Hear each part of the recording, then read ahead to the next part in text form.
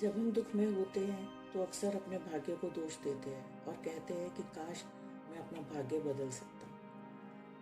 लेकिन अगर अपना भाग्य बदलना है और उसकी दिशा बदलनी है तो सबसे पहले ये समझना आवश्यक है कि भाग्य है क्या।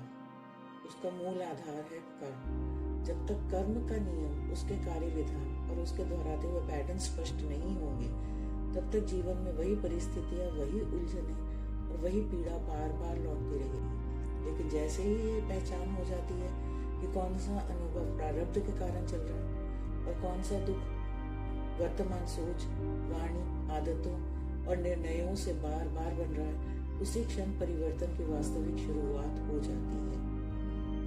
कर्म को समझना केवल दर्शन नहीं, जीवन का व्यवहारिक विज्ञान है, क्योंकि यही समझ दुख के मूल कारण तक ले जाती है और वहीं से धीरे धीरे पीड़ा, भय, अपराध, क्रोध, असहायता के चक्र से बाहर निकलना शुरू कर देते हैं। कर्म को समझने की सबसे बड़ी भूल तो ये है कि हम उसे केवल भाग्य मान लेते हैं। शास्त्र कहता है कर्म एक नियम है, उसका वर्गीकरण अलग अलग दृष्टियों से किया जाता है। इसलिए एक ही घटना को वेदांत प्रारब्ध की भाषा में समझाता है, गीता कर्म विकर्म की भाषा में, योग सूत्र कर्माशय की भाषा में और ज्योतिष दशा गोचर फल काल दृढ़ अदृढ़ की भाषा में। ये सब एक दूसरे के विरोधी नहीं है, ये उसी सत्य को देखने के अलग अलग आधार हैं। अब आइए कर्म के उन प्रमुख आधारों को देखें। पहला है आपका फल काल के आधार पर कर्म, जिसे हम संचित, प्रारब्ध और क्रियामान में विभाजित करते हैं। संचित कर्म वो कर्म होते हैं जो पिछले जन्मों में किए गए कर्मों का संचय होता है। प्रारब्ध कर्म वो होते हैं जो संचित कर्मों का वह भाग है जो इस जन्म में मिलेगा या चल पड़ा है। क्रियामान मतलब कि आगामी कर्म वो होते हैं जिनसे अभी कर्म बनाया जा रहा है और आने वाले समय में वो हमें फल देगा। जैसे मान लीजिए कि व्यक्ति के जन्म किसी अच्छे परिवार में हुआ पर किशोर अवस्था में अचानक स्वास्थ्य समस्या शुरू हो गई। शास्त्रीय भाषा में ये प्रारब्ध का फल है जो शरीर रचना और अनुभव धारा में प्रकट हुआ। और उसी बीमारी के साथ व्यक्ति यदि संयम, उपचार और जीवन शैली बदलता है तो उसका क्रियामान है जो भविष्य के अनुभवों को हल्का कर सकता है। संचित वह कारण भंडार है जिसके कारण हिस्से नहीं, वह प्रारब्ध चुना। अब दूसरी श्रेणी आती है गीता के आधार पर कर्म, जो कर्म, विकर्म और अकर्म के विभाजन में बांटी गई है। कर्म धर्मानुकूल, उचित और कर्तव्य भाव से किया गया कार्य उसे कर्म कहा जाता है। विकर्म निषिद्ध, अधर्म कर्म जो बंधन बढ़ाता है। अकर्म वो कर्म है जिन्हें करते हुए भीतर अहंकार और फल आसक्ति का अभाव होता है, जिससे आप नया बंधन नहीं बनाते। उदाहरण के तौर पर किसी नौकरी में एक व्यक्ति के प्रमोशन के लिए झूठे आरोप लगाकर दूसरे को गिराता है, ये विकर्म है। दूसरा व्यक्ति उसी लक्ष्य के लिए मेहनत करता है, योग्यता बढ़ाता है, यह कर्म है। तीसरा व्यक्ति मेहनत करता है पर परिणाम के अहंकार, भय से मुक्त होकर कर्तव्य मानकर करता है, यह अकर्म की दिशा है। इससे अंतःकरण शुद्ध होता है और बंधन हल्का पड़ता है। तीसरा विभाजन है गुण के आधार पर, सात्विक, राजसिक और तामसिक। सात्विक कर्म वो कर्म है जो शुद्ध होते हैं, संतुलित होते हैं, नियत कर्तव्य भाव से किए जाते हैं और आसक्ति कम होती है। राजसिक कर्म वो कर्म है जिनमें फल की लिप्सा होती है, अहंकार होता है, तनाव होता है, महत्वाकांक्षाएं होती हैं। और तामसिक कर्म वो कर्म है जो अज्ञान के कारण, प्रमाद के कारण हानि, हिंसा और परिणामों की उपेक्षा करके किए जाते हैं। जिस प्रकार आप दान का ही उदाहरण ले लें, कोई व्यक्ति सही समय पर सही व्यक्ति को बिना दिखावे के देता है, वह सात्विक दान है। कोई व्यक्ति प्रसिद्धि, अहम, बदले की उम्मीद से करता है, राजसिक दान है। कोई व्यक्ति गलत स्थान पर हानि बढ़ाने वाली चीजों में देता है, वह तामसिक दान। बाहर से दान का रूप एक ही है पर कर्म की छाप अलग बनती है। अब आता है साधन के आधार पर कर्म का विभाजन, मानस, वाचिक और कायिक। मानस कर्म वो कर्म है जिन्हें आप अपने विचारों में, भावना के प्रति या नियत से बनाए जाते हैं।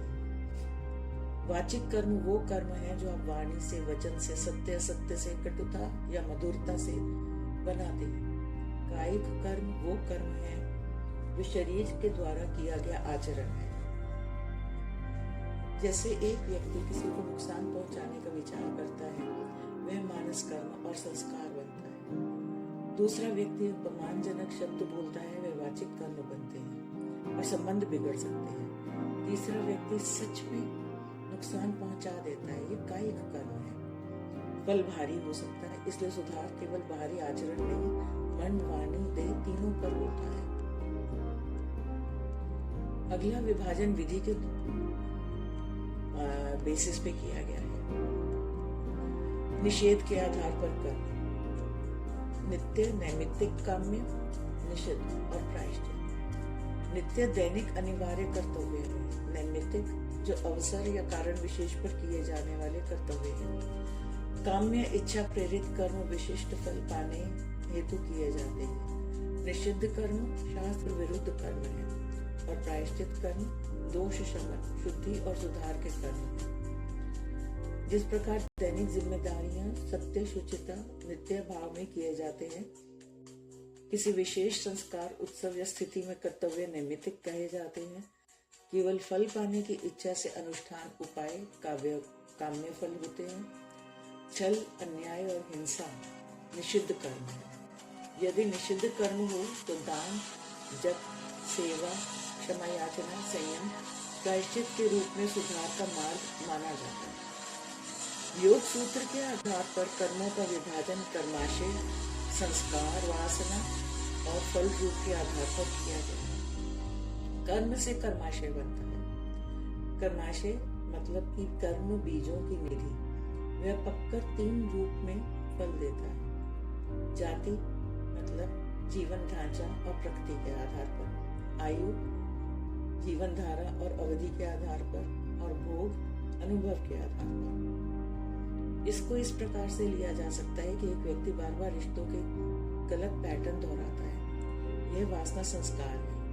वह कर्माशय में बीज बनकर भोग के रूप में बार बार वही अनुभव खड़ा कर देता है। साधना का अर्थ है बीज की शक्ति को कम करना ताकि वह पुनरावृत्ति रुके। अगला विभाजन ऋण के आधार पर किया गया है। ऋषि ऋण, देव ऋण, पितृ ऋण। ऋषि ऋण ज्ञान, अध्ययन, गुरु परंपरा के जीवन में उतारना।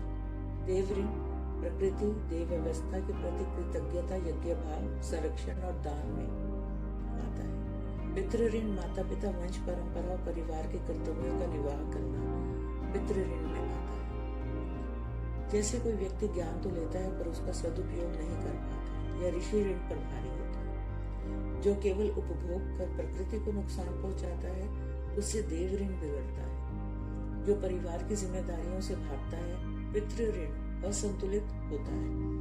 यह आधार कर्म को व्यक्तिगत से आगे सामाजिक और आध्यात्मिक कर्तव्यों से जोड़ता है। अब आ जाता है ज्योतिष के आधार पर कर्म का विभाजन, जिसे हम दृढ़, दृढ़ और अदृढ़ कर्मों के विभाजन में भाग करते हैं। दशा गोचर से फल काल का निकाला जाता है। ज्योतिष मुख्यतः प्रारब्ध के फल काल और अनुभव धारा के समय पर करता है, पर सभी फल समान रूप से अटल नहीं होते। कुछ दृढ़ मतलब कि बहुत निश्चित, कुछ दृढ़ अदृढ़, आंशिक निश्चित, आंशिक बदलने योग्य, और कुछ अदृढ़ होते हैं जिन्हें हम तुलनात्मक रूप में अधिक बदलने योग्य होते हैं। उदाहरण के तौर पर किसी व्यक्ति के कैरियर में बदलाव निश्चित दिख रहा है, यह दृढ़ प्रारब्ध जैसा हो सकता है, पर उस बदलाव का रूप बदला जा सकता है। नौकरी छूटे और संकट हो, या नौकरी बदले और उन्नति हो, यह दृढ़ अदृढ़ भाव है जो तैयारी, निर्णय और सही समय और सही उपाय से सुधर सकते हैं। छोटे विवाद, गलतफहमी, अनावश्यक खर्च अदृढ़ होते हैं जिन्हें समय रहते संभाला जा सकता है। तो इस प्रकार हम देखते हैं कि कर्म एक अंधा भाग्य नहीं है, ये जीवन का नियम है। कुछ फल संचित हैं, कुछ प्रारब्ध बनकर चल रहे हैं, और कुछ जो हम आज करेंगे अपने चुनावों से बना रहे हैं। तो कर्म को समझें, कर्म को शुद्ध करें और भाग्य की दिशा बदलें।